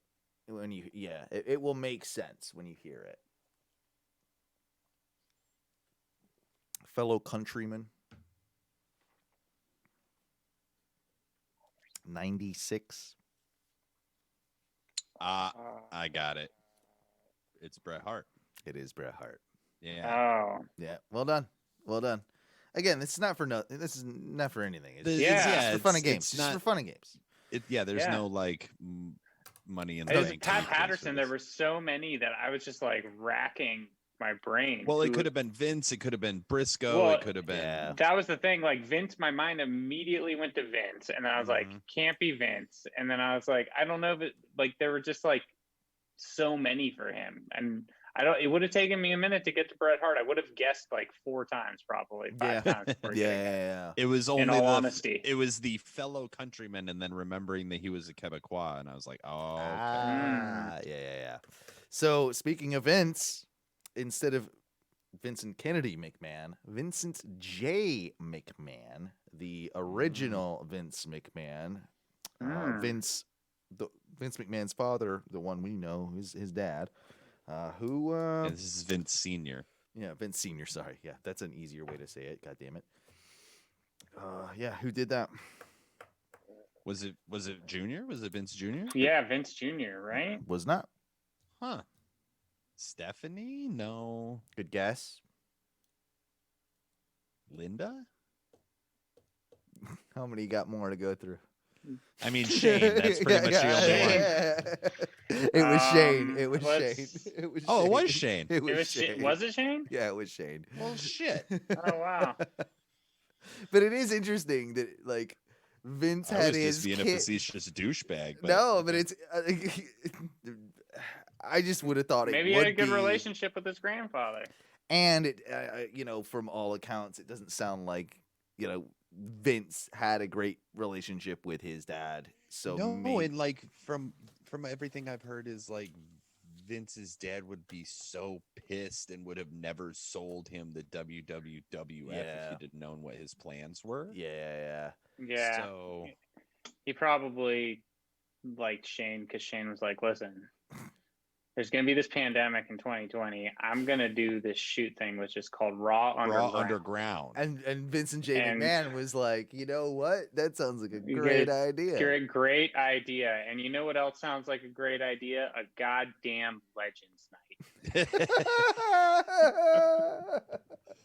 On that note, is there anything else you guys want to throw at it? stay tuned. I think for that's pretty ONW awesome. Legends Night. Yeah. That might be episode 100 is I think it should ONW be. Legends I Night. think it should be. I don't know how I pull that one off, but I'll figure out Don't a you way. worry about it. We'll get Ric Flair on here. We'll get the big let's show. reach out and- to The Rock. He does he reaches out to people if you fucking tweet him enough. I think he sends you videos. We could get a Yeah, sometimes $1,000 cameo from the Undertaker, and Yeah. always all the money. Flair's only $500, so somebody Venmo us that 500 and we'll get Yeah. a cameo from Flair, and it'll be a real Legends Night. Speaking You of cheap which, bastards. if you do want to donate to the show, you can do that. You can, check out our Patreon at patreon.com/ONRS. That stands for Ono Radio Show, which is my other, the flagship show of the Ono Media Empire. But you can check that out at Ono Radio Show or wherever you find podcasts. Just type in Ono Radio Show. I'm sure you probably heard about it by now. We have a YouTube channel where everything's on there. Check that out. We've always got stuff going on. Every show that we do goes up on our YouTube. Just search for Ono Wrestling. Check us out on our Twitch, which is twitch.tv/ONRS Live. That's typically every Tuesday, somewhere in time of 8 p.m. Eastern Standard Time and 9 p.m. Eastern Standard When Time. we feel like it. Yeah, and leave us a voicemail as well if you ever want to do that. We like having those. Just make sure we know it's for Ono Wrestling or Ono Radio Show, but you can give us a call at 407-906-6466. I think I covered all those bases, boys. Is that about right? Oh yeah, you guys got your show. You plug that shit. Well, Nobody Cares Go Harder. NCGH. We have them. Check them out on all the podcasts. It'll take you a bit to catch up before we release a new one, but we will. It's a new year. It's a new dawn. It's a new day. We are being sucked into the black hole vortex, and we'll probably be talking about that at some point. Yeah, I think we have to do that. Because Yeah. I'm intrigued by the black hole vortex theory that we got going on. Exactly. Which is a great name for a band, Black Hole Vortex Theory. That is a good name for a band. It's very proggy.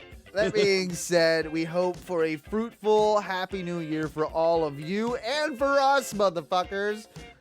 Let's just say that. Hey, we love you. Thanks for tuning in. Thanks for listening. And boys, what do we say when we get out of here? Woo!